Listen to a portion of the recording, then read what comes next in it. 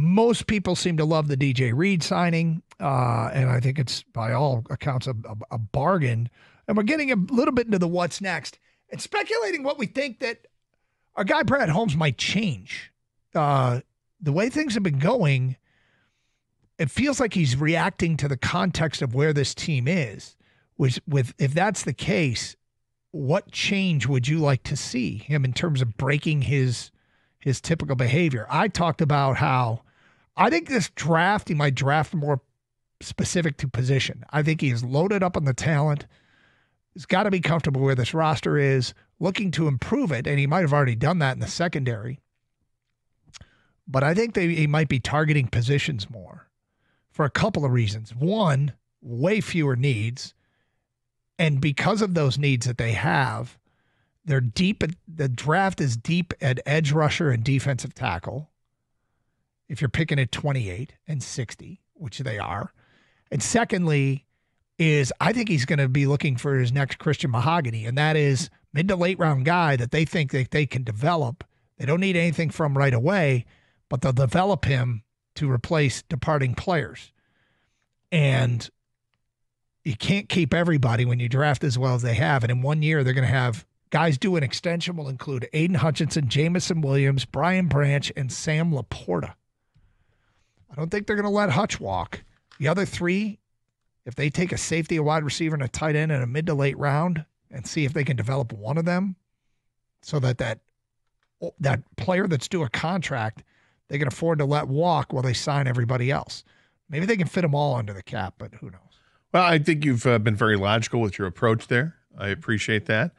I love that the news broke that the Josh Sweat signed with Arizona yesterday on a 4-year, $72 million contract, whatever it was.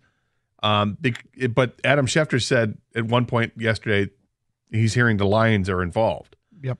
Just hearing that makes me smile because this is well after they had already signed DJ Reed. So if you were even considering Josh Sweat, that means you were considering a player that was going to be north of $15 million a year, which means they have money left to spend in free agency on players of consequence. So whether that comes in the form of an edge rusher, and there's a bunch of edge rushers out there that could be at bargain basement prices. Now, guys that are certainly on the downside of their career, right? But guys that can still make an impact, like a Von Miller type. You want to take a shot on a Joey Bosa, you can, and they come with, obviously there's plenty of peril that comes with it, but high risk. I feel like the high-end edge rusher from days of yore is available. Yes. Joey Bosa, DeMarcus Lawrence, Von Miller are all there. Well, and same thing when it comes to wide receivers. Amari Cooper, Stephon Diggs, DeAndre Hopkins, Keenan Allen. These are wide receivers that are available. And, you know what? You might have also Mike Williams and Elijah Moore. You also might have a shot at Cooper Kupp if he's not traded. Yeah. So if Cooper Kupp isn't traded, I imagine that he might be a real intriguing option, having worked with Jared Goff in the past.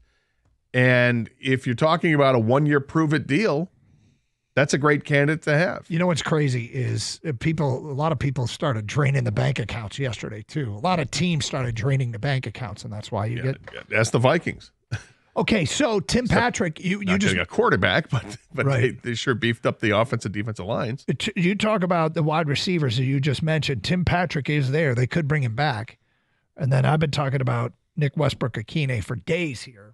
I think he's wide receiver 3 through and through. I think they have in the past targeted a legit wide receiver 3, a guy that is happy in that role and can play that role very well. They went from Josh Reynolds to Tim Patrick, and I think Akine would be that. He was a free agent a couple of years ago and was met with a soft market. Last year he had 9 touchdowns, 30-something catches.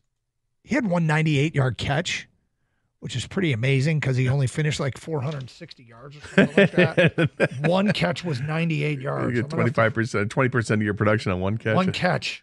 One catch. But there are so many receivers available, man. That's why he's a wide receiver 3. I mean, Tyler Lockett's another one. Brandon Cooks is another one. They're all over the place, man. Tyler Boyd. Yep. Juju Smith-Schuster. Yep. I mean, just tons of wide receivers available. Do I see them getting one of those guys? Yeah. Sure. And including, you want to throw Tim Patrick in there? Okay, fair enough. They'll end up with somebody there. But the fact that, I can't say it's a fact. What Adam Schefter said yesterday, that the Lions were in talks about Sweat, that is really intriguing to I me wonder what because of that the money really back. means, right? Yeah. Were they close? Did they make a call? Did Sweat call Detroit? How did they get into talks? I mean, what if you added, because the money that you were going to spend on Sweat, let's say you were able to go out and get Cooper Kupp and Matthew Judon. Well, that would feel like, again, days of yore signings, but guys that could be in but their the roles here. But one-year contracts, right? Yeah, I'm not looking to sign these guys long-term. I just want this team to be improved for the 1 year and have the shot. I mean, they could bring back Zadarius Smith for all we know. That would be an interesting move. I don't expect it at this point, but yeah, I mean, Cooper Kupp, if he hits the open market, I actually expect that he will, because everybody knows the deal. Yeah. I mean, you have to be absolutely in love with a guy to trade for a guy and don't want to get him to get to the open market. I mean, you have to love the guy, right? Yeah, and I'm going to check real quick and see what his salary is for the year if you're picking him up. Well, that does matter. And by the way, if you look at teams that got hit hard by the cap, all that San Francisco has lost, yeesh, they have lost a lot. The list of players that they had to let walk is long. So Cooper Kupp he has 2 years left on his deal. And what's his base salary? Base salary is 12.5 and 14.8. I mean, that's why That's why nobody's going to trade for him. Nobody's going to trade for him. No. So he'll hit the free agent market, and then does he get a 1 year $10 million deal? Does he get a 1 year $8 million deal? Yeah. 248-539-9797. As far as these veterans are concerned, I'll tell you, there's one guy that I would not have considered, but given what they're looking for, what about DeMarcus Lawrence? I know he's older, but he got off to a really good start last year before he got hurt. And he had 3 sacks in the first 4 games. He can play 3 downs. He's been around.